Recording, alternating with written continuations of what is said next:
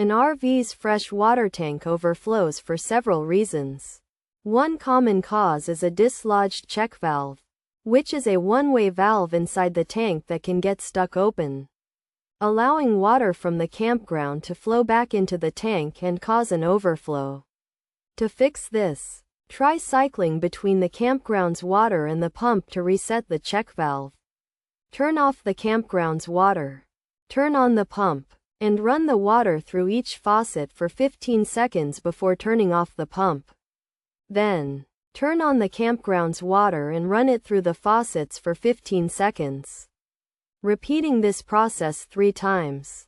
Another possible reason for the overflow is that the tank's overflow valve opening is too low, which can prevent the tank from being filled to capacity. Unfortunately, this issue can only be resolved by replacing the tank or avoiding filling it to capacity. A failed pump can also cause the tank to overflow, often due to mechanical or electrical issues. If the pump is making strange noises, leaking, or has stopped working, it may need to be replaced, either by doing it yourself or hiring a professional.